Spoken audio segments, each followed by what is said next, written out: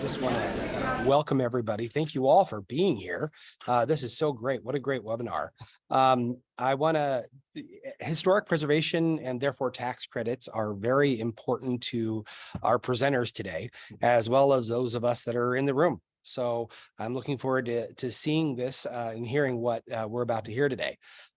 This webinar is brought to us today as a collaboration between Restoration Exchange Omaha and the Preservation Association of Lincoln. But also it was initiated by our friend Shelley McCafferty at the Preservation Director of the City of Omaha. So my name is Tim Reeder, and I'm the current president of Restoration Exchange Omaha. And I'm excited to announce Ryan Reed today, or introduce him. Ryan is the tax incentive coordinator for the state of Nebraska. He's also smart, handsome, and modest. Ryan is going to be moderating this webinar today, as well as leading the Q&A. So without further ado, I'm going to turn this over to Ryan, and I see we still have people popping in, but thank you all for being here. And Ryan, you can take it away. Hey, thanks, Tim. I didn't know you'd actually say that, but I appreciate that. So my name is Ryan Reed. As Tim said, I'm the tax credit coordinator for the Nebraska State Historic Preservation Office. I'm also a board member with the Preservation Association of Lincoln. And right now it looks like I'm reporting from the bunker here at the History of Nebraska, where all the files are kept. So our presenter today is David Levy. He's an attorney with Baird Home in Omaha. He also drafted the original Nebraska Historic Tax Credit legislation in 2014, which became law in 2015. The Nebraska Historic Tax Credit program provided for a state income tax credit on up to 20% of the qualified expenditures of the rehabilitation of a historic building. It has been frequently used in combination with the federal historic tax credit, but allows for greater flexibility to transfer the credit, to sell the credit. Unfortunately, during the 2022 Nebraska legislative session, the state legislature failed to renew this valuable program. And just a little bit about what the tax credit is. There's currently 37, well, there's 36 now because Nebraska doesn't have one, states that have historic tax credit programs. And from 2015 until 2022, the Nebraska Historic Tax Credit resulted in the direct employment of almost 2,000 full-time workers, as well as an additional 1,000 full-time workers indirectly, 101 million in wages paid to employees, and an increase of 9.4 million in local and state property taxes collected due to the projects. There's been nearly 100 buildings that have used the historic tax credit and over 50 projects right now that are currently being rehabbed using the program. So today, David will be discussing two of the legislative bills that are in the unicameral that would reinstate the Nebraska Historic Tax Credit and how we can advocate for that. So David, I'm gonna let you take it away. All right, very good. Thank you, Ryan, and thanks all for the opportunity, Preservation Association of Lincoln and the City of Omaha as well. And thanks, excuse me, thanks everybody for joining today. And Ryan, thank you for the background on the program. It really, in its 8 years of being in operation, has been a tremendous program, and really has been even more successful than those of us who advocated for it back in 2012, 13, and 14 thought it would be. I get accused often by state senators of not telling them the full story, and on this one I proudly say yes, it worked even better than I told you it would, Senator. But that said, it had a sunset date at the end of 2022, as Ryan said, and we had a bill moving through the Revenue Committee and out of the Revenue Committee, and we ran out of time really in the 2022 session. Senator Danielle Conrad introduced LB 697 this session. That was planned and orchestrated, and I'll come back and talk more in detail about what that bill does.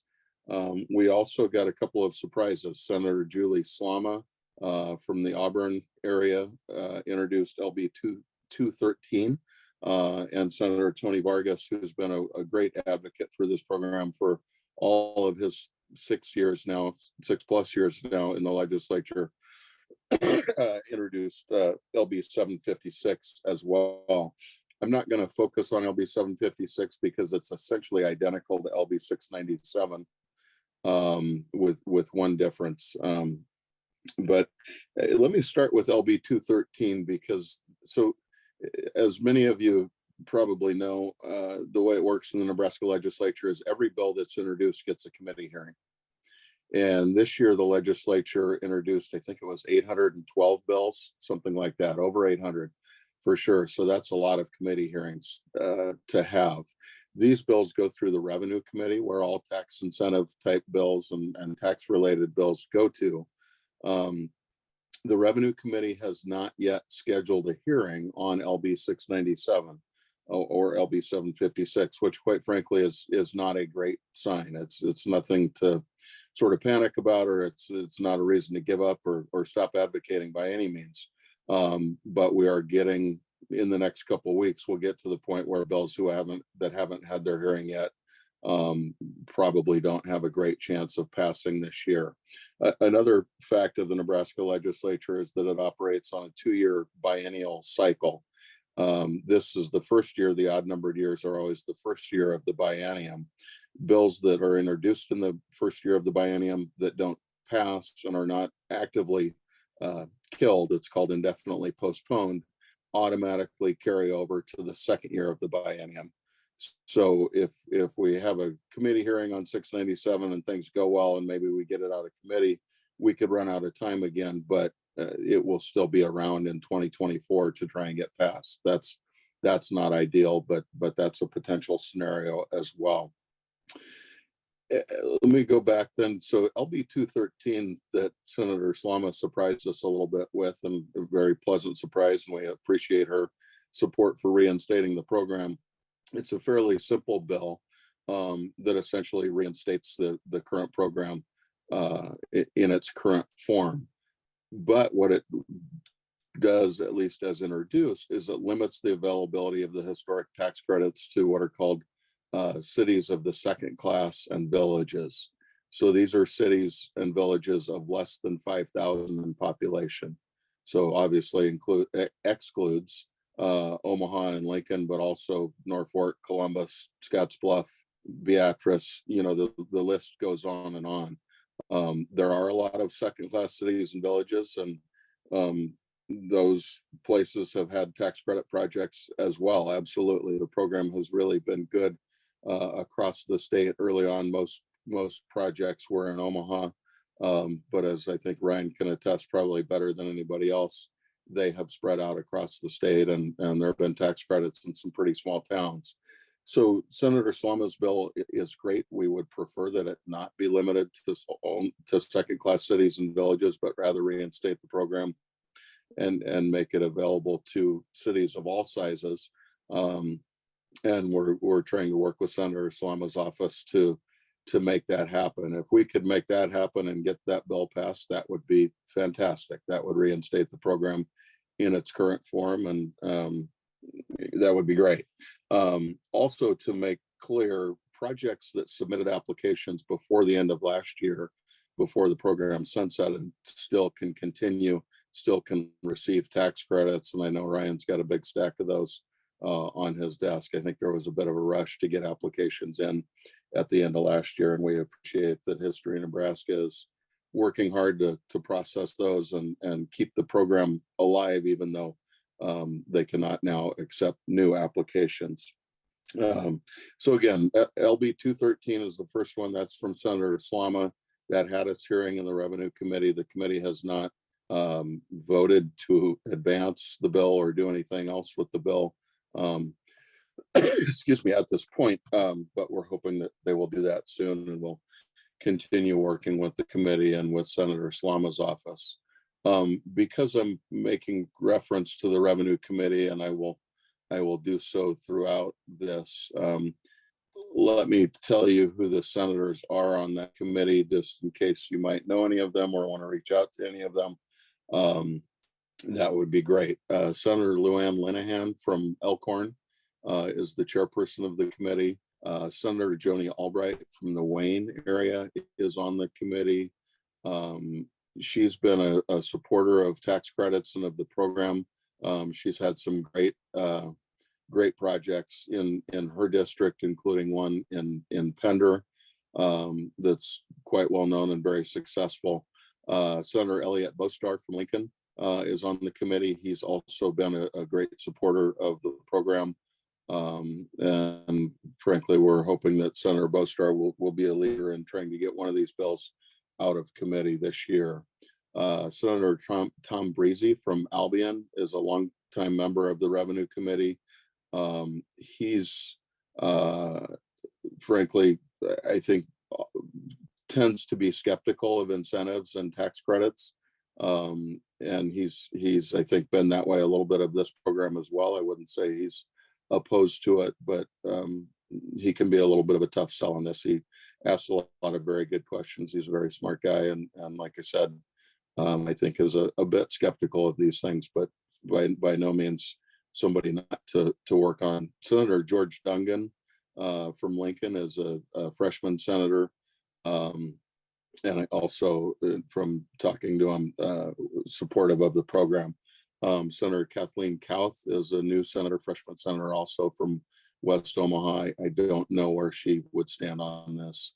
Senator Dave Merman from kind of South Central, Southwest Nebraska is new to the Revenue Committee, I believe. And I don't know where he would stand on this. And then Senator Brad Von Gillern from kind of Southwest Omaha, South Central Omaha is also a freshman senator, and so new to the Revenue Committee. But those are the members of the Revenue Committee. Their emails and all of those things, office phone numbers, all of those things are available on the legislature's website. And by all means, if you want to reach out to them and express your support for LB 213, LB 697, historic preservation, historic renovation, economic development, all of those good things, by all means, please do so. LB 697, as I mentioned, is the bill that we had put together and had Senator Conrad introduce for us, and we appreciate her willingness to do that. 2 years ago, we had LB 194 that Senator Vargas introduced, and that was our vehicle at the time to try and get the program reinstated or extended at that time, and not miss a beat. And we had a good hearing on that, and we had negotiated a fair amount with Senator Linehan and other members of the committee. LB 697 is essentially the negotiated version of LB 194 that we had arrived at 2 years ago. And it does make some changes to the program, and I'll go through that a little bit. The program has a cap of $15 million in credits allocated in any given year. LB 697 reduces that to $12 million. The program had a minimum size threshold for projects because we thought that there might be applications for a lot of very small projects, and that would sort of overwhelm History Nebraska.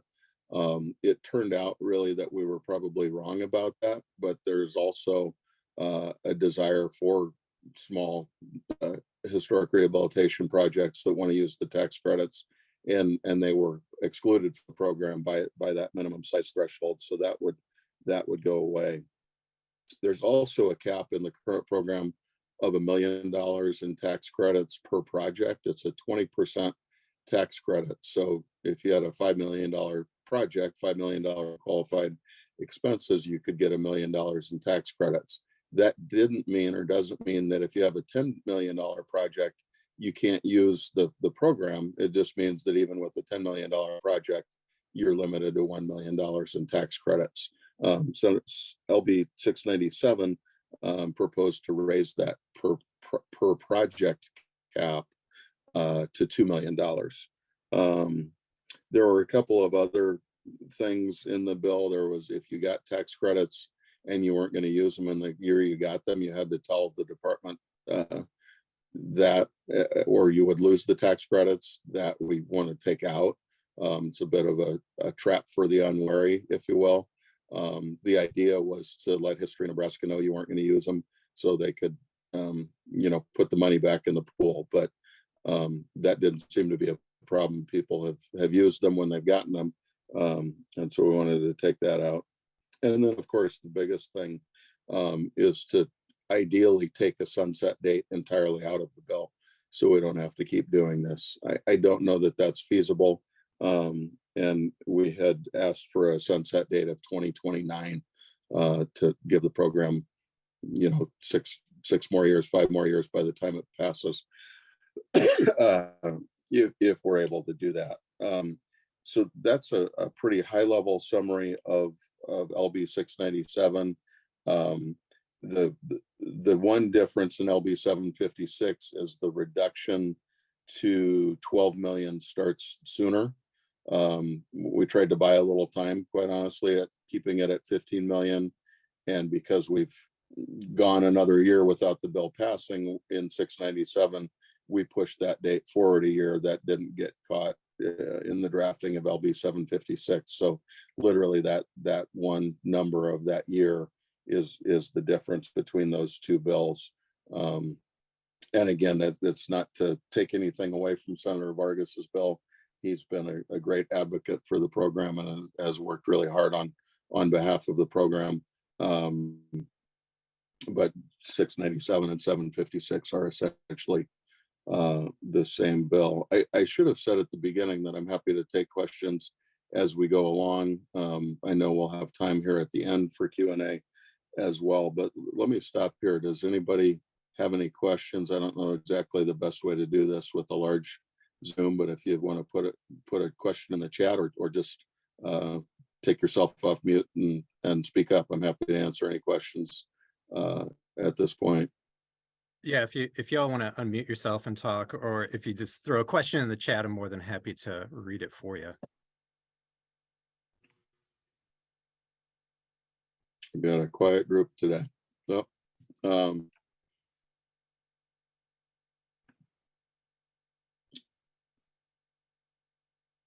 So not seeing any questions, fundamentally that, like I said, that's the summary of the bill. As Ryan said, this has been a great program. It really has been tremendously successful. It's really an economic development tool and a city revitalization tool as much as a historic rehabilitation tool, and it has worked very well across the state. Today is, I believe, day 36 of day 36 of the legislative session. Legislative session is 90 days, 90 legislative days. And so it will go into early June. So there's almost 2/3 of the session left, which may sound like a long time, and it kind of is, and it kind of isn't. But as I mentioned, now is this webinar is very timely. Now is certainly a good time, as always, but now is a particularly good time for outreach and advocacy for LB 697 in particular, LB 213 as well. Again, we really appreciate Senator Slama taking that initiative.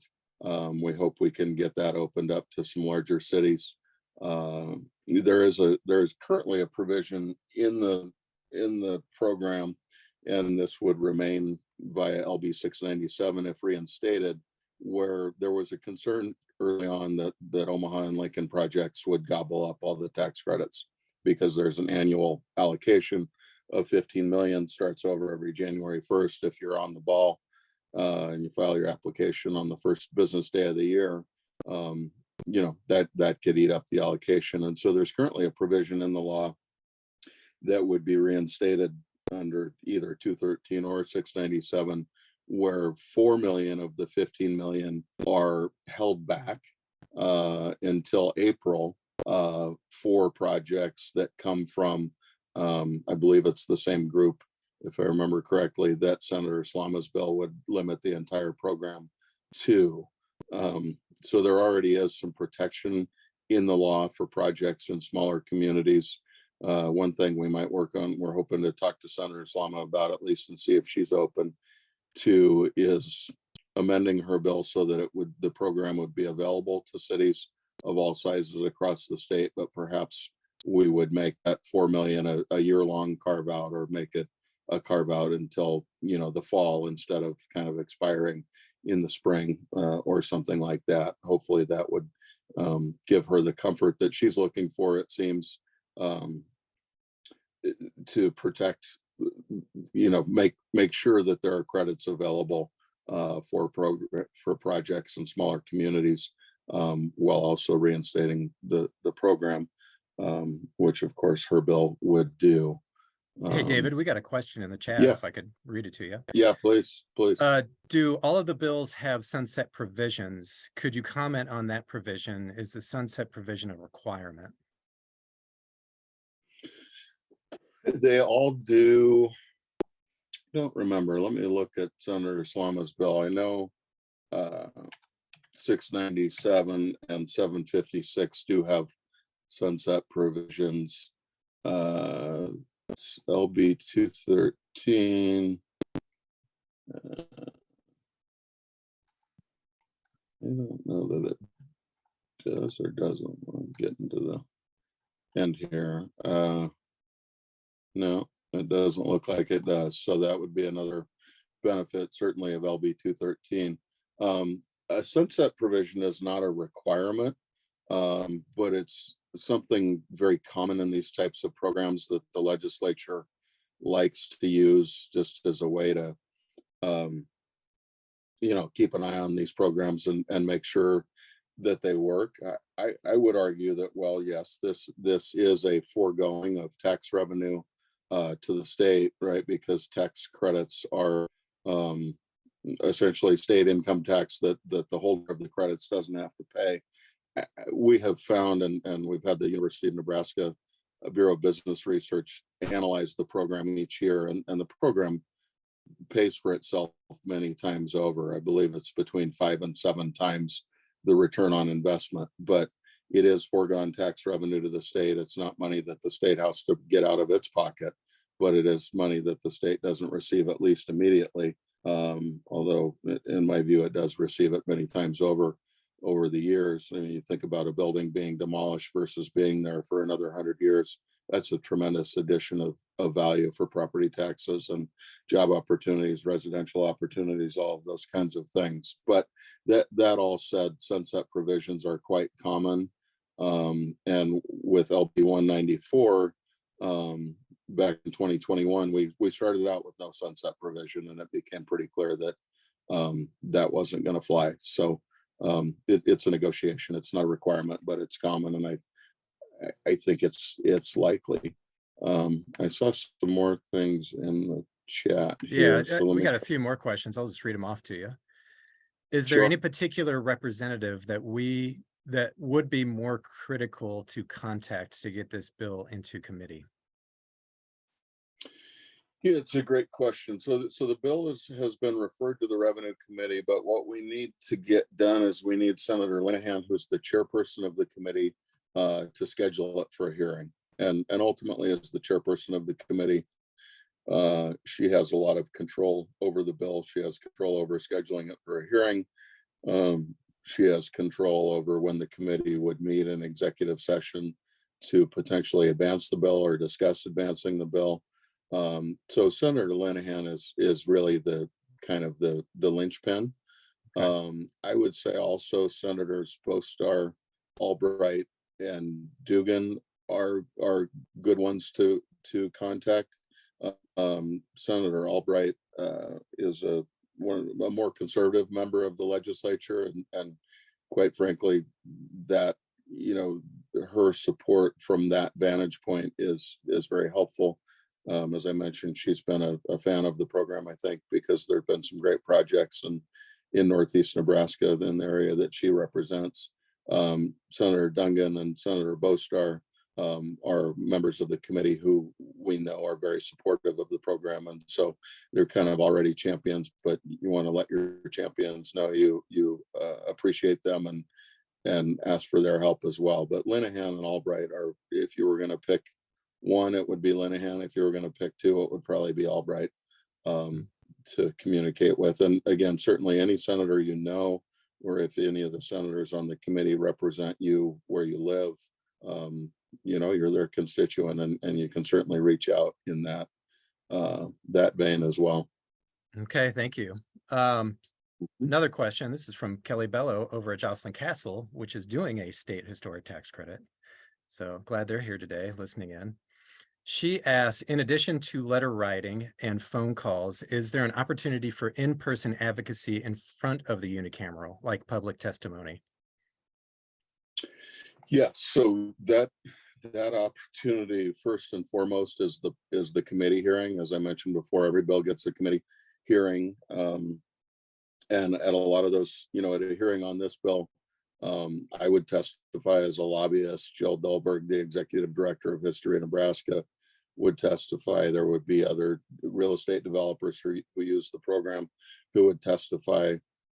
That all said, the people that the senators often pay attention to most are what I call the real people, people such as those of you on this call who are just truly advocates.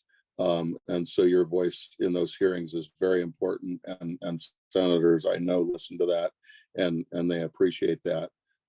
You can also certainly make an appointment and visit a senator in his or her office.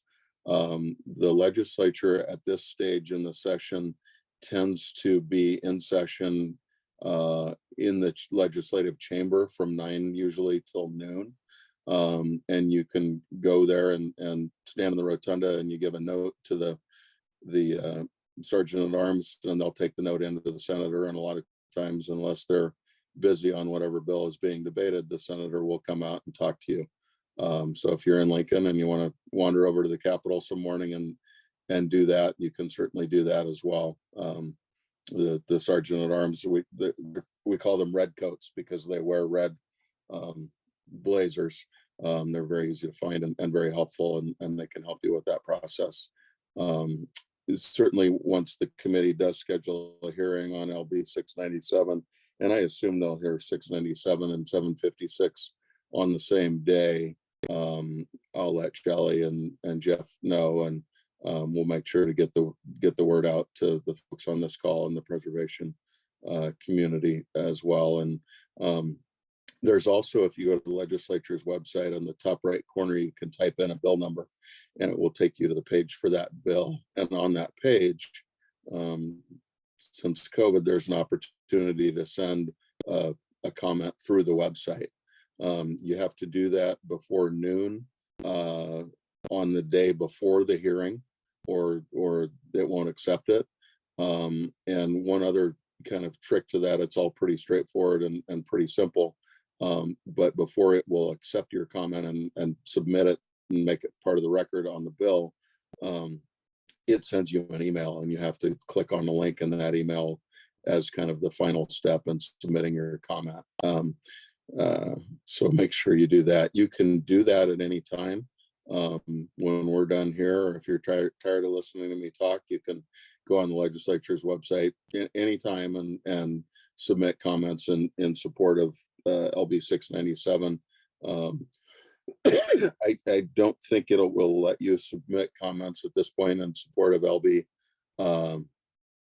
213 because it already had its hearing, but you could certainly give it a try, but you don't have to wait until we know when a committee hearing is to submit those electronic comments in support of 697 or 756.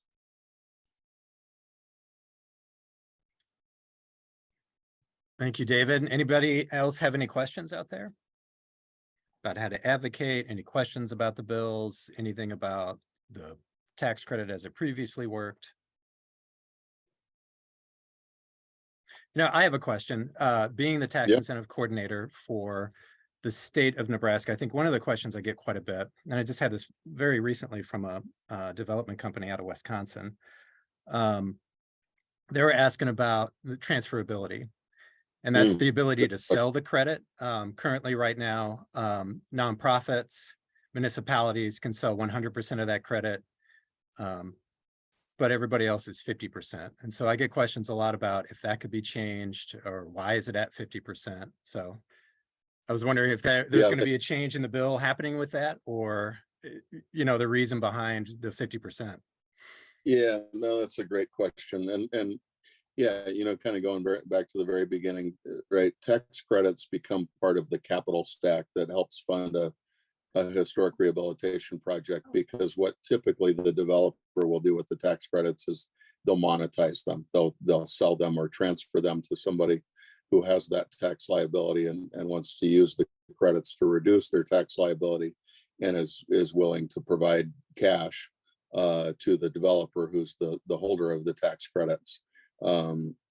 Transferability for some reason is a big issue. I think senators worry about kind of the traceability of the credits, and well, how come if this person is doing the project and getting the credits, why should we let then somebody else who had nothing to do with that building use the credits? And as I mentioned, it's that monetization that's the key to making these helpful for the development project.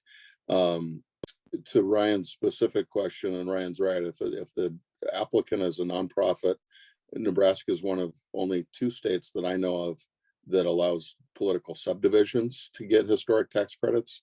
There's been kind of a run on these of counties rehabbing their historic courthouses, which I think is a great use for it. Either of those can sell 100%, freely sell 100% of the credits. The 50% for for-profit applicants, quite frankly, was a legislative compromise. We had advocated for 100% free transferability for everybody. And at the end of the day, to get the bill passed, there was one senator in particular who really did not like the program. This was back in 2013, 14. And so that was a compromise. They can freely sell half of them, and then half of them they have to do what's called syndicate, which is a way to transfer the credits without selling them. Syndication is really good for the lawyers and accountants because it's very complicated legal and financial process. It's not great for the program because those costs and the risk involved in syndication reduces the ultimate value of the credits to the project. The LB 213, reinstates the program as is, but only for small cities. 697 makes various changes to the program. We did not try to change the transferability. We talked about it. We'd love to, but we thought it was a bridge too far. And frankly, you could go backwards too. Okay, thank you. Is there a bill that we should focus on, since there's 3 bills out there? Is there one we should really get behind, or just really kind of be out there for the Slama bill and the Conrad bill? It's really the Slama bill 213 and the Conrad bill 697. And again, 213 is great. It could be better, and we hope that Senator Slama will work with us. But that one has had its committee hearing, and so it probably at this point has the best chance. So if you had to pick one, it would be 213. If you were able to support 2 of them, it'd be 213 and 697. Okay, thank you. We got a couple more questions in. Yeah. What would be some of the principal tax credit projects in Nebraska that best illustrate the benefit of the program?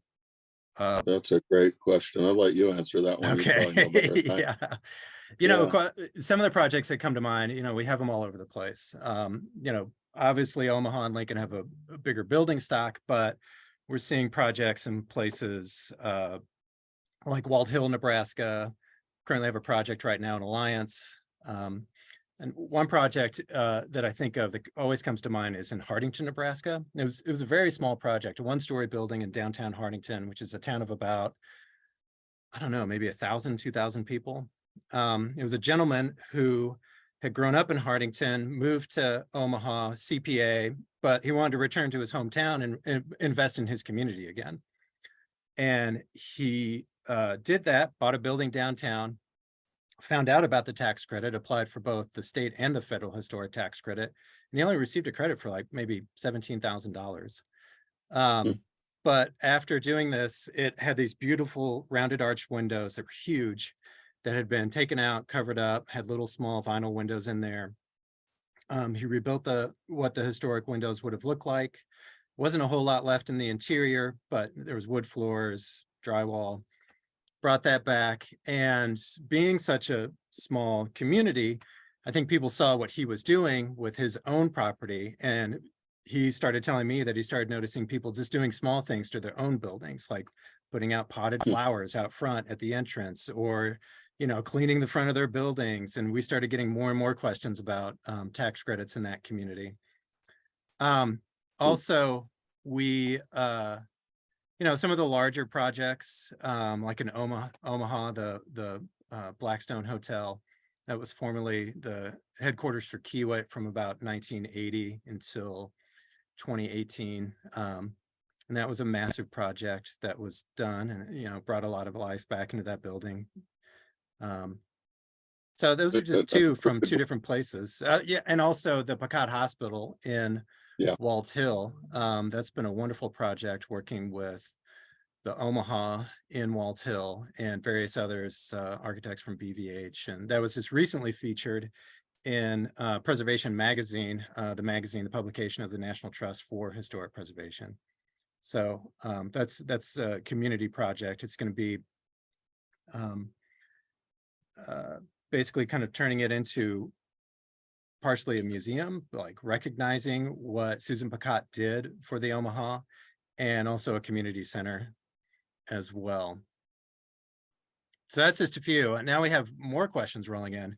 How many projects utilized the previous round of NHTC? A lot. I would say almost about 30 projects rolled in, and we allocated almost $18 million last year. And they were from everywhere. Red Cloud, Alliance, Omaha, Lincoln, of course, Beatrice. They were all over the place in the state. Let's see, one more. Is it too late to advocate for Senator Slama to edit her bill to include cities of the metropolitan class? No, absolutely not. The only thing, I don't know whether the online portal will take comments anymore, but you can certainly reach out directly to Senator Slama by email or by calling her office. And I think that would be a great thing to do if any of you are willing and able. Thank you. Dave Calise over at the National Park Service, who used to work in my office, he put a link to the GIS story map showing where different projects have occurred across the state of Nebraska, if you want to check that out. Thank you, David. Assuming we can get the tax credit back, how is it promoted, particularly in smaller communities? How do people usually find out about it? Well, I can talk what our office has done. Before the pandemic happened, we went out a lot to communities. We would go to public meetings. We would talk to city councils. We would meet with county commissioners and just talk about the credit and existed and how it worked with other programs that we have, like the National Register, certified local governments. During the pandemic, we did a lot of Zoom meetings. And also we started after the pandemic doing rehab roadshows, where we would go to different communities and tour ongoing and completed projects in places like Grand Island, in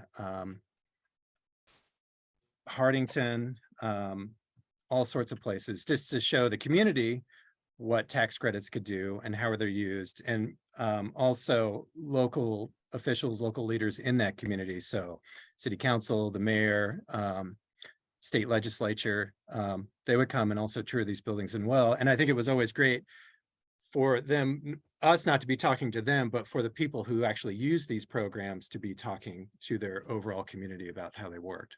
So there's been a handful of ways we've gotten to communities across the state to advocate for the credit.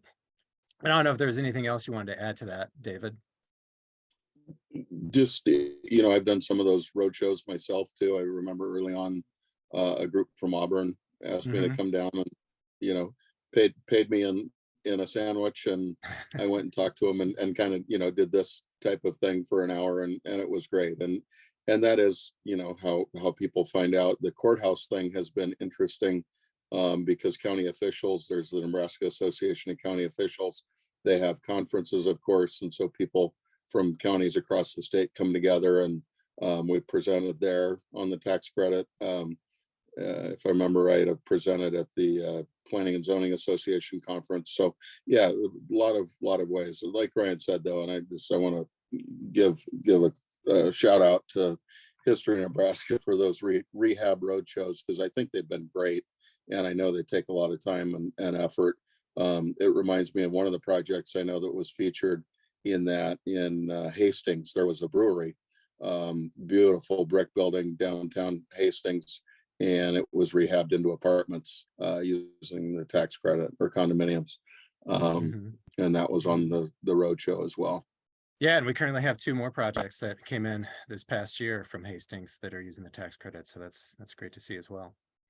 More questions. Does the Conrad bill reserve a portion of the reserved credits for second-class cities? It does. It retains that reservation that was in the law previously. Yeah, because currently in the law, there's, I believe, 4 million set aside for, I think, the first 4 months of every year that can be used by second-class cities. Yep, or cities over, I think, 100,000. Yeah, it was, and that carries forward in 697 and in the SLUMA, the SLUMA bill limits the whole program, but that does carry over in 697. Okay. More questions. If Senator Slama's bills limits to communities under 5,000 people, would the allocation be used up, or would there be funding not used?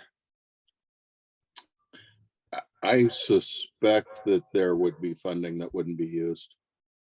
Projects in smaller cities tend to be smaller projects. You still have the $1 million cap on project, at least in the prior program, but yeah, I think it would be hard to use $15 million in a year with projects that's only from second-class cities and villages. Any other questions? We're right at 11:44. There we go. Well, again, thank you everybody for your time. If you have any further questions, don't hesitate to reach out to me directly. And Ryan, I'll turn it back to you. All righty. Well, hey, thanks for everybody turning out. I'm glad Restoration Exchange Omaha and Preservation Association Lincoln could work together to put this event out. So thanks for Tim Reeder over at REO, Shelley McCafferty at REO, Jeff Erb at Preservation Association of Lincoln for having the technical know-how of making this actually happen. And thank you, David, for taking the time today to explain to us the different bills, what we can do to advocate. It's been really helpful. No, my pleasure. Thank you all for the opportunity. And again, don't hesitate to reach out to me with questions or to Senator Slama or Senator Linehan or Senator Albright, and let them know about your support for historic preservation, economic development, and the tax credit program. All righty. Thank you all for attending. We really appreciate it. Thanks all. Take care.